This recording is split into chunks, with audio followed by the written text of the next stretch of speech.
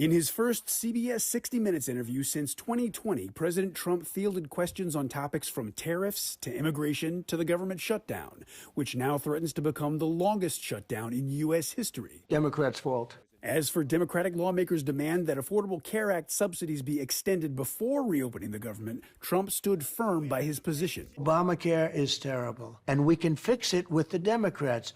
All they have to do is let the country open, and we'll fix it. On immigration, the president was asked if the methods used by ICE have gone too far. I think they haven't gone far enough because we've been held back by the judges, by the liberal judges that were put in by Biden and by Obama. Trump also addressed the upcoming Supreme Court oral arguments on whether his tariff policy is legal. I think it's the most important subject discussed by the Supreme Court in 100 years. The president asked what happens to his economic plan if the high court rules against him on tariffs. I think our country will be immeasurably hurt. I think our economy will go to hell. The wide-ranging interview also covered topics including cost of living, foreign policy challenges, and concerns about the possible use of the military to combat crime in American cities. I'm Reed Binion reporting. As the U.S. government shutdown approaches record length, SNAP benefit recipients, I don't know how much longer I can last, and government workers remain in limbo. By not having our paychecks, we have a 2-year-old, and so it really has impacted our ability to just ensure that we're covering all of our bills. Facing a Monday deadline from a federal judge in Rhode Island, the Trump administration said it would fund half of November SNAP benefits using contingency funds. Treasury Secretary Scott Bessent said Sunday full benefits can be restored if Democrats drop demands for an extension of federal health care subsidies and vote to pass the GOP funding bill to end the shutdown. Democrats are in the middle of a civil war, and they should just open the government. That is the easiest way to do this. Some Democrats argue President Donald Trump should do more to break the stalemate. Cutting down the East Wing to build a ballroom, he should be at the table negotiating with Democrats to reopen the government. Trump, in an interview with CBS's 60 Minutes, again encouraged Senate Republicans to ditch the chamber's 60-vote rule to force an end to the shutdown, an idea GOP leadership has rejected. The Republicans have to get tougher. If we end the filibuster, we can do exactly what we want. We're not going to lose power. Meanwhile, Monday saw more delays in lines at the nation's airports. Transportation Secretary Sean Duffy said some air traffic controllers have called in sick in protest of having to work without pay, while others are taking time off to work other jobs until government paychecks restart. In Washington, I'm Karen Kafa.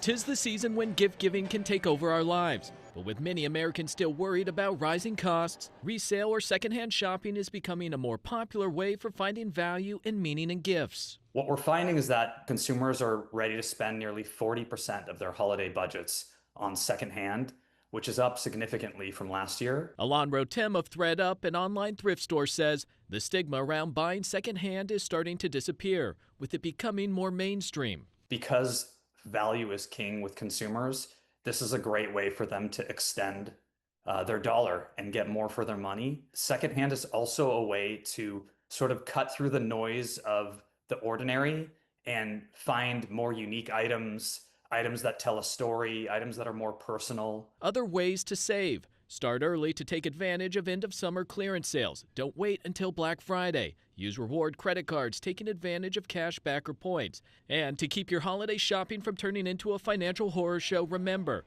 for your debit card, know your balance, don't overdraft and suffer fees. For your credit card, even if you have a high limit, don't spend beyond your budget.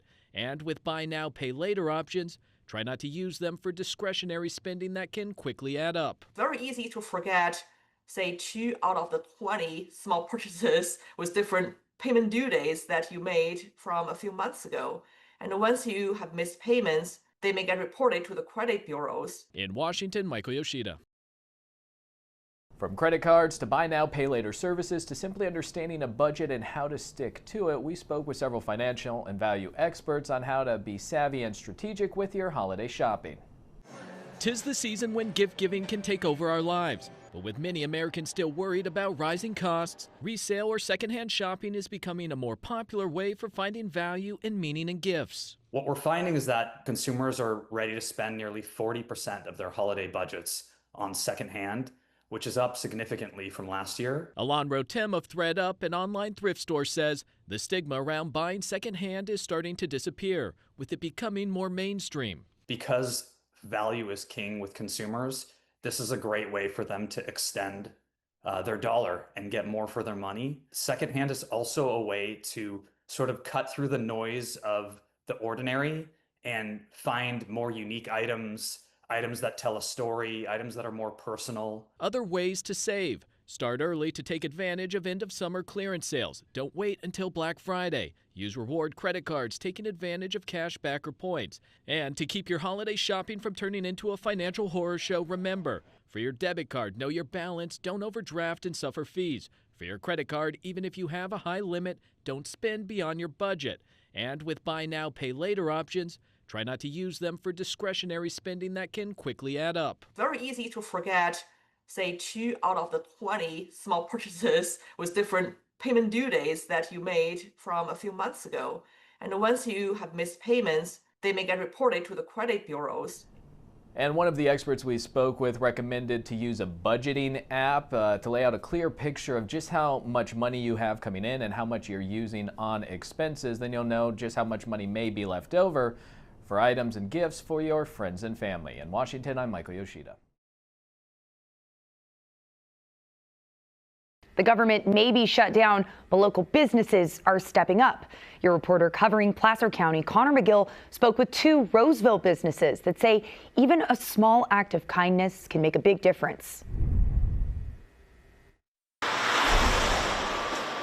Fresh baked goods skipped the shelves and went straight into neighbors' hands. A Roseville bakery is stepping up as SNAP benefits disappear. It's awful, right? Like, we can't not give people what they need. Sorry. For the owners of Hidden Coffee Bar, seeing their fellow community members struggle hits close to home. My wife and I, we personally have experience being on SNAP benefits in the past, and I grew up in a household that I had to get free hot lunch as a kid, in a family like that, and so when that happened, we knew we wanted to help in some regard. When Austin and Juliet Frucci heard SNAP benefits would stop amid the government shutdown, they took to social media, announcing a simple but powerful gesture. The Hidden Coffee team has talked and collaborated and has decided to offer free coffee and pastries to anyone who is currently on the EBT and SNAP programs. That post inspired another Roseville business owner to jump in. Austin and Juliet, they did a post, and it was a no-brainer for us. I mean, how could you not step up and take care of people and take care of your community? It's so important, and we can do it, and I can make more bread.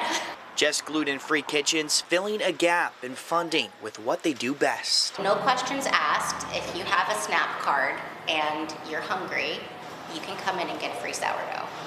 For both businesses, it's not about the dollars lost. It's about the connection gained. Coffee is not necessarily like filling the need that SNAP does. But one beautiful thing about coffee is that it can spark joy, enjoyment in life, and so being able to offer maybe a little bit of joy, of rest, of like connection in a time that's really stressful is really important to us. Now, both Hidden Coffee Bar and Just Gluten-Free Kitchens are now accepting donations to keep their efforts going, hoping to continue to bring a little bit of comfort in one cup and loaf at a time, right? We're going to. The government shutdown is now in its 2nd month. At the center of the battle on Capitol Hill, healthcare subsidies that make insurance more affordable for millions of Americans. Those tax breaks, though, are set to expire. Democrats want to see them extended. Ripping health care away from millions of Americans is unpopular. More than 24 million people have health insurance through the Affordable Care Act, also known as Obamacare, and roughly 92% of enrollees receive federal tax credits to help lower their monthly costs. Renewing the subsidies would cost $35 billion every year for the next 10 years. Many Republicans say they won't negotiate the subsidies question until enough Democrats approve a spending bill to reopen the government. get this thing open. We have shown in good faith that we will do the appropriations process. Regardless of subsidies, the cost of health insurance through the Affordable Care Act will jump. KFF, a nonprofit focused on health policy, recently looked at monthly costs for healthcare coverage and found ACA insurers are raising premiums by roughly 26% next year. But if you take away subsidies on top of the increases, the costs will be even higher. We're expecting that on average, premium payments are going to more than double. That's a 114% increase. KFF says average monthly premium costs could go from $888 to as much as $1,904 in 2026. I have people who are sitting at home in Massachusetts right now looking at their new health care premiums and trying to decide between health care and rent. Federal tax credits are set to expire at the end of the year. I'm Jen Sullivan reporting. And even if the government is shut down, the heavens are open. A prayer kicked off a food giveaway that will help thousands of people facing food insecurity across the metro. We got here about 7:30 p.m. Lashika Carter and her daughter sat in their car for 14 hours in hopes of being one of the families to receive free groceries. The government shut down and hardships on a lot of families.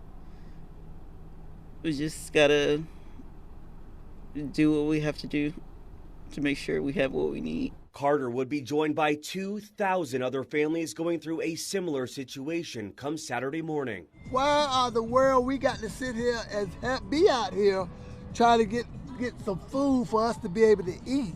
Kerry Ruff served in the military for 8 years and is on a fixed income since retiring.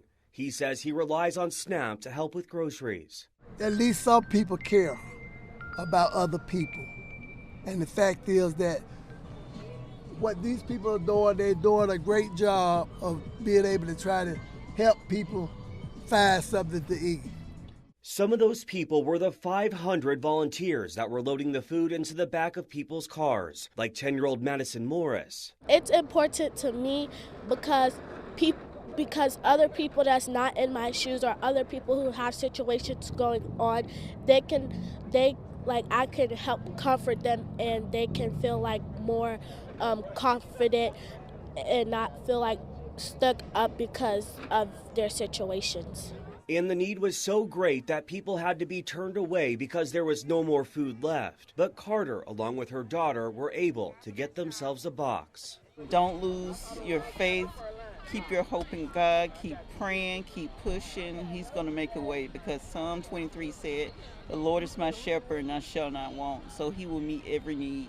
Carter says the box of groceries will help take the edge off and will put a plate of food on her table for her birthday.